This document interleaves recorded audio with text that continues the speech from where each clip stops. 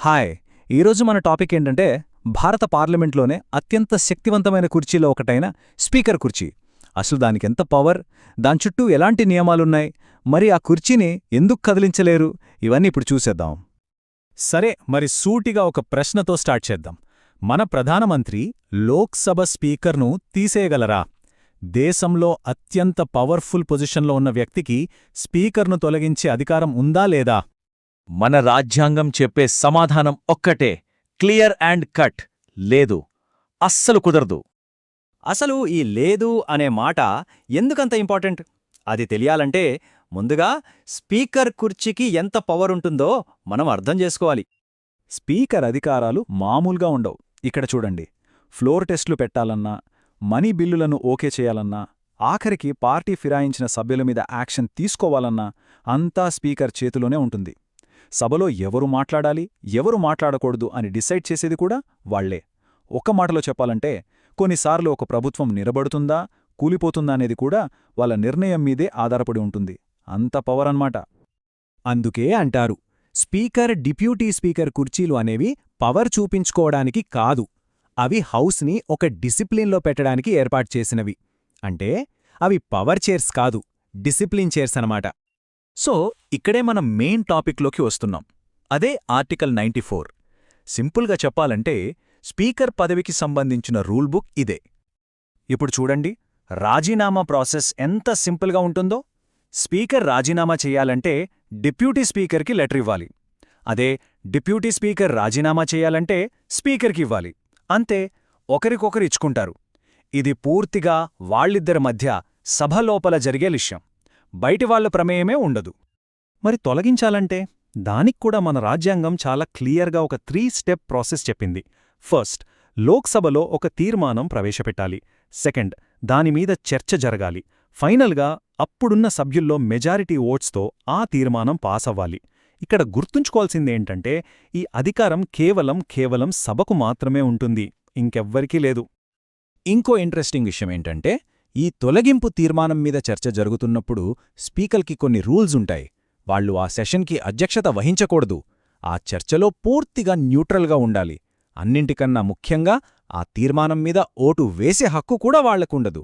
ఎందుకంటే మొత్తం ప్రాసెస్ చాలా ఫేర్గా జరగాలి కదా, అందుకే ఈ జాగ్రత్తలు. అయితే అసలు ఈ రూల్స్ వెనుక ఉన్న లాజిక్ ఏంటి? మన రాజ్యాంగ నిర్మాతలు స్పీకర్ ఆఫీస్ చుట్టూ ఇంత పెద్ద రక్షణ కవచం ఎందుకు కట్టారు? ఎందుకంటే ఇవి కేవలం రూల్స్ కావు.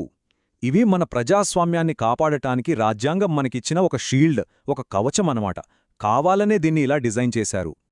ఈ రాజ్యాంగ కవచం వెనుక ముఖ్యంగా 4 కారణాలున్నాయి. పార్లమెంట్ సరిగ్గా పనిచేయాలంటే ఈ 4 చాలా అవసరం. మొదటిది, స్పీకర్ న్యూట్రాలిటీని కాపాడటం. ఎందుకంటే స్పీకరే ఒక పక్కకి సపోర్ట్ చేస్తే ఇక ప్రజాస్వామ్యం ఒక అగ్గిపెట్టెతో ఆడుకున్నట్టే ఉంటుంది. చాలా ప్రమాదం. రెండోది, ప్రభుత్వం జోక్యం చేసుకోకుండా ఆపడం. ఒకవేళ ప్రభుత్వమే స్పీకర్ని తీసేయగలిగితే ఇక దాన్ని నియంతృత్వం అనకుండా ఇంకేమంటారు? అంతేకాదు, ఎవరైనా ఈ రూల్స్ని అతిక్రమించి ఈ ప్రాసెస్లో జోక్యం చేసుకోవాలని చూస్తే చాలా తీవ్రమైన పరిణామాలెదుర్కోవాల్సి వస్తుంది. చట్టప్రకారం కఠినమైన శిక్షలు కూడా ఉన్నాయి. మనకు తెలిసిందే కదా, పాత ఐపీసీ చట్టాల స్థానంలో కొత్తగా భారతీయ న్యాయ సంహిత అంటే బిఎన్ఎస్ వచ్చింది. ఈ కొత్త చట్టంలో ఈ విషయాలను ఇంకా సీరియస్గా తీసుకున్నారు. స్పీకర్ ఆఫీస్కు సంబంధించిన నేరాలకు సెక్షన్లను మార్చి శిక్షలను ఇంకా కఠినతరం చేశారు. ఉదాహరణకు చూడండి, ఎవరైనా స్పీకర్ రాజీనామా లెటర్ని ఫోర్జరీ చేశారనుకోండి, వాళ్లకి ఏకంగా 7 ఏళ్ల జైలు శిక్ష పడుతుంది. కొత్త బిఎన్ఎస్ చట్టం ప్రకారం ఇది చాలా సీరియస్ నేరం. అంతేకాదు, స్పీకర్ను బెదిరించినా, భయపెట్టినా సరే అది కూడా ఇప్పుడొక స్పెషల్ అఫెన్స్ కింద వస్తుంది. దానికి కూడా 7 ఏళ్ల వరకు జైలు శిక్ష పడొచ్చు. సో మెసేజ్ చాలా క్లియర్. పార్లమెంట్ కార్యకలాపాల్లోకి ఎవరైనా తలదూర్చాలని చూస్తే అది చాలా పెద్ద నేరం. సంవత్సరాల తరబడి జైల్లో కూర్చోవాల్సొస్తుంది. చట్టం ఈ విషయంలో చాలా స్ట్రిక్ట్గా ఉంది. మరి ఇదంతా చూశాక ఫైనల్గా మనమేమర్థం చేసుకోవాలి? అసలు విషయమేంటి? ఆర్టికల్ 94లో ఉన్న గొప్పతనం ఏంతో తెలుసా? దాని స్థిరత్వం.